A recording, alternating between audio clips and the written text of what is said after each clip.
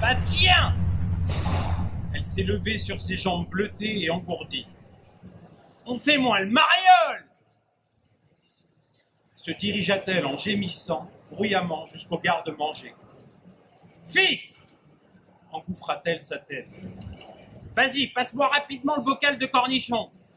Là, en bas, dans le placard, à côté de la poêle rouge. Il bouge sa jambe, paresseusement. Allez, Angelco, allonge ce pas, dépêche-toi un peu.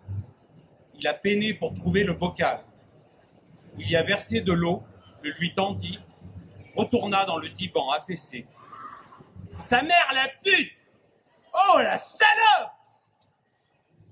Dit-elle, plia le carton dans le tuyau de sorte que la souris, collée, resta à l'extérieur.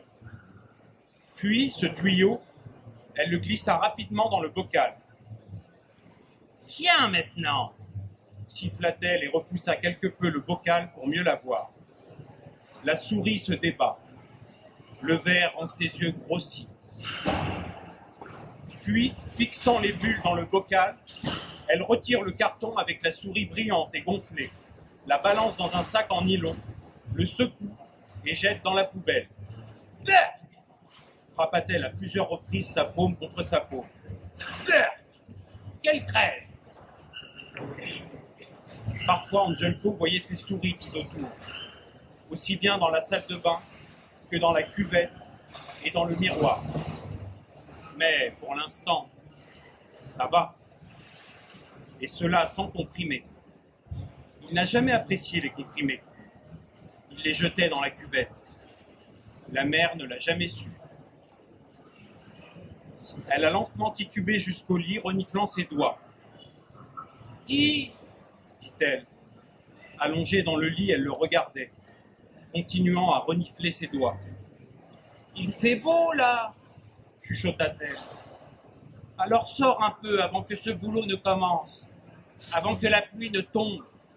Va prendre un peu l'air. Depuis que t'es arrivé, t'es constamment à la maison. T'es toujours assis sur cette pauvre chaise, sur ce divan. C'est pas bon, ça, pour la santé. Au diable, qu'est-ce que t'as à rester tout le temps à la maison? Remue-toi un peu, dit-elle avec plus d'entrain. Il se tortilla. Je vais voir. Bouge enfin, et ça ira mieux quand tu te mettras à bosser. Je te dis que je vais voir. Toi, mon fils, jamais tu ne veux faire quoi que ce soit, dit-elle avec peine. Depuis que tu es arrivé, tu as dit que tu allais te mettre à courir, faire des exercices, et ceci et cela. Et même le docteur t'a dit de courir, faire des exercices. Mais je m'en fous, moi, mais c'est pas bon pour toi. Il dit, t'es épuisante. Elle répondit, c'est toi qui es épuisant et feignant. Et avec quoi je vais courir? Demanda-t-il. Avec les chaussures? Comment ça, avec quoi? Allez, tais-toi. Comment ça, tais-toi? Mais tu sais bien que je n'ai pas de tennis. Et celles en bas, sur l'étagère, elles sont bousillées depuis longtemps. Il se retourna vers le mur. Quand j'aurai mon premier salaire chez l'oncle, j'achèterai des tennis et irai courir. Et ne me parle plus de ça à chaque fois. Elle s'est retournée sur le flanc et l'a regardé. Elle ferma les yeux. Je te les aurais achetés, moi, soupira-t-elle.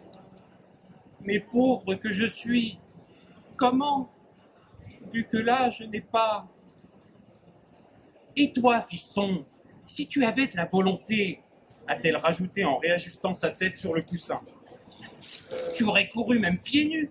Là, quand la pluie se mettra à tomber, alors tu diras que c'est la pluie, et que ceci, et que cela. Vas-y, arrête enfin! Il leva la voix. Vas-y, crie pas! Cria-t-elle. Qu'est-ce que t'as à crier tout de suite? Elle leva sa main. Quand tu auras une femme et des enfants, alors tu crieras sur elle.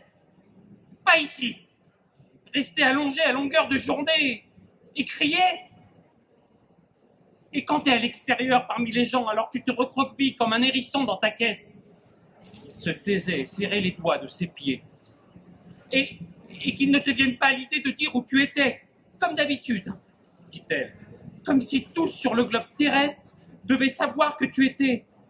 Les autres cachent tout d'eux, personne sait que dalle.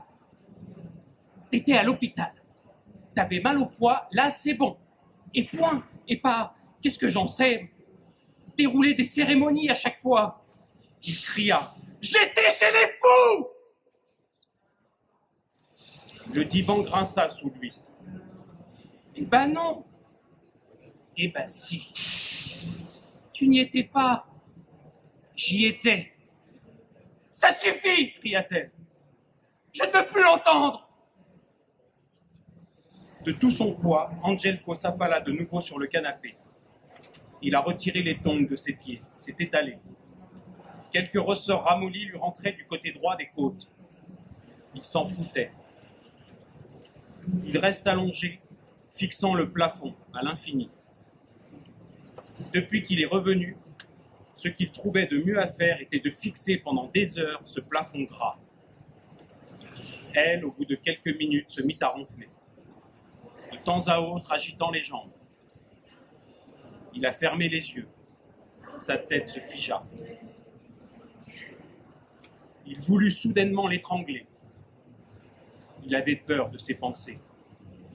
Il tentait de se concentrer sur quelque chose qui aurait détourné son attention. Ses mains sont devenues nerveuses. Il se leva, enfila rapidement ses chaussures. La femme a ouvert les yeux. « Tu vas où, là? Là, maintenant ?» Il est sorti sans un mot. Il était effondré. Il marchait des heures durant, se laissa emporter par ses jambes. Il longeait le mur. Son épaule était toute blanche à force d'érafler le plâtre. Plus tard, il s'est dirigé vers la rivière, là où l'eau se rétrécissait. Il y avait un petit pont en bois. Il se tient sur le pont et observe les oiseaux. Les nuages les coursaient. Soudainement, les poteaux électriques se mirent à voler autour de lui. Les fenêtres volaient, elles aussi, remuant leurs volets en bois comme les oiseaux avec leurs ailes. Il devait se courber pour qu'il ne lui accroche pas la tête. Au bout d'un temps, il a embarqué dans un bus, le premier qui a surgi du brouillard. Il ne voyait pas où il allait. Il s'est vautré sur le siège en bois, en coinçant son omoplate au dossier du siège pour ne pas glisser. Sa tête était alourdie. Il s'est réveillé sur un lit en fer. Il se sent comme s'il avait chuté de 100 mètres. Il a mal à la tête. Il touche son front. Ses côtes le tirent. La mère tire le coin du coussin.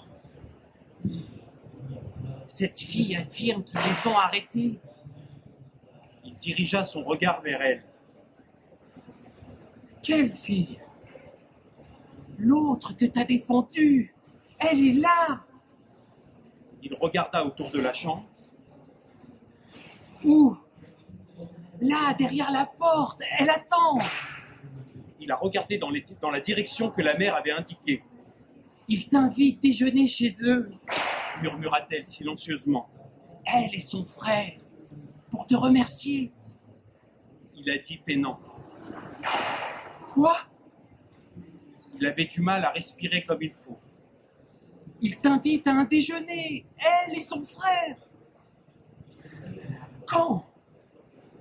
Ben là, quand tu seras sorti de l'hôpital. Vas-y, dit-elle. Pourquoi pas? Tu vas pouvoir. Il s'agita, s'assoit sur le rebord, penche et attrape sa chaussure. Elle voulait l'aider. Pas tout seul, dit-elle. Vas-y, pars, en la regardant. Rentre à la maison, dit-il. Ben, comment tu vas faire? Tu vas pouvoir. Je m'en sors seul. Rentre, s'il te plaît, à la maison. Il a tiré le lacet, l'insérant dans le mauvais trou. Sa mère le regarde.